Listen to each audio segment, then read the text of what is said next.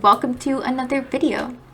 So for today's video, I'm doing something a little different. I thought that it would be fun to take advantage of the fact that you can add pages into your Happy Planner by creating a couple of special types of pages, like collections kind of pages. I've seen a lot of people do various iterations of these types of special pages, and I just wanted to take a shot at it, as well as get some ideas out of my head and onto paper so that I can better act on them. So what I wanted to gather for these particular pages was lists of my ideas for apartment improvements. So I recently moved to a new apartment back in July, and since then I have had lots of ideas for things that I want to do, ways I want to organize things, like furniture that I want to buy, furniture I want to get rid of, things like that. And that type of stuff, like I can't do all at once, you know? 1 month I'll save and I'll purchase a certain kind of furniture, and then the next month I'll save and do something else. The next month I'll focus on like destashing and decluttering and cleaning, etc. But in order to decide what I want to do at any given time, I thought that it would be nice to have one place where room by room I outlined all of my ideas for the things that I want to do with it. So many people have done similar spreads. There are a lot of people that use what are they called? Like the blank boxes in an Erin Condren planner for like home improvement stuff and things like that. Probably the blank boxes in a plum paper planner, all kinds of stuff. And so I just wanted to throw together something that I could put in the back of my Happy Planner and just keep it and reference it for when I'm ready to put some time and money into some of these ideas. And I am pulling from a couple of sticker books. I'm using the fall sticker book to spell out the words apartment improvements. And then I will be pulling after that primarily from the Happy Illustrations book. And this spread came together pretty quickly. It really was me making lots of lists and then adding some decoration just to make it more visually interesting.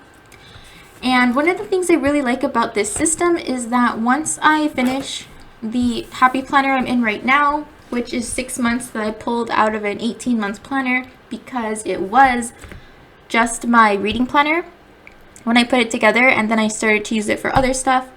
When I'm done with this particular notebook, I can move these pages into my next planner and they can stay with me, and I love that system. Like, I don't have to redo these pages ever if I don't want to. If I do everything on it, like, I'm done for however long I'm at this apartment. And so I really liked this idea, and there's no particular theme. I just kind of picked the things that for one reason or another reminded me of an apartment or the particular room in my apartment or anything like that. So for the most of this video is going to be just kind of a time lapse with some background music, but I do want to start by giving you a general overview of the way I organize things. So there are a few, like 7 kind of main areas of my apartment, and so each area got a half sheet.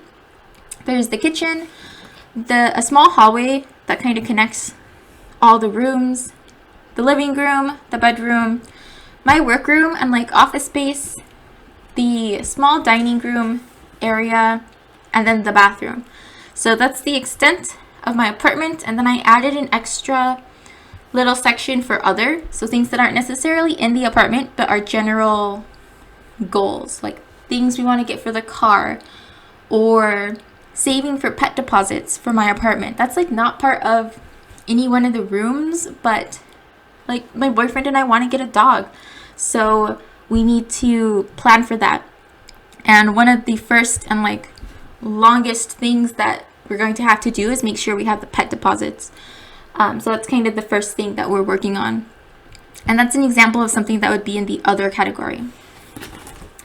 Then for each room, I divided each section in half. So each room has a list for to-dos and a list for to-buys. So the to-do section are things that I want to do to the space that will improve it. So, for example, in the hallway, right now that's where my internet router is located, like just kind of off to one side, and I want to move that. I put it out there because there was a week that I was self-isolating at home and I needed to use an Ethernet cord to get the most stable internet connection while Zooming for my classes. And my Ethernet cord was not long enough unless I moved the router out into an awkward space. And so one of the things that I want to make sure I do sometime in the next few weeks or so is move that router. And I don't know where I'm going to put it, but it's kind of in the way. It's ugly looking, and I just want to put it somewhere else, rearrange it, get the wires organized, that kind of thing. So that's an example of a to-do. When it comes to the to buy sections, those are things that I want to purchase in order to do something. For the most part, they're like storage types of purchases, but occasionally there's something else in there. Like for my workroom, I want to buy a desk organizer. Michaels has this new like pen holder carousel thing that I think can completely replace some other things that I've got going on my desk that are not as organized or as nice looking as I'd like them to be. And so sometime one of the things I want to purchase is that carousel organizer pen holder thingy so that I can categorize all my pens but see them all and keep that area of my desk looking nice, because right now I have some plastic drawers that I have had for,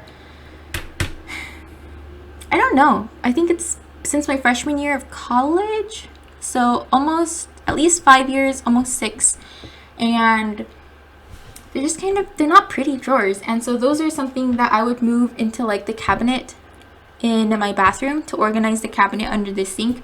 That's what I want to use these plastic drawers for. And so then one of the things that I need to buy in order to replace them and move them is a different type of desk organizer. So that's kind of what I've got going on in this video. I'm going to stop talking because there's like not much to explain and just put on some music so that you can get a sense for how this all turns out, and then I will be back at the very end.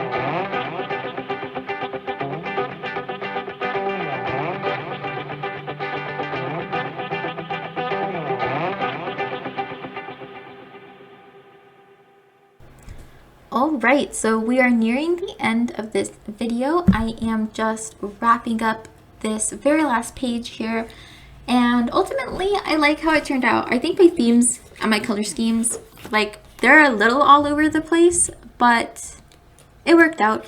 I really wanted to use that Simply Gilded washi tape with the little houses because it seemed like very fitting, and I had just gotten that one. In hindsight, I think I actually have a washi tape that would have been even better and matched a little bit more, but meh, it worked out. This is just a place for me to put ideas, and it doesn't have to be like perfect. And so ultimately I think it's pretty cute. I like the Happy Illustrations book. I think that that is a lot of fun to play with, and hopefully sometime soon I will bring it into my actual weekly planner so that I can use some of that in like a functional way. But yeah, so this brings us to the end of this video. If you have made it this far, thank you so much for watching, and I hope to see you next time. Bye!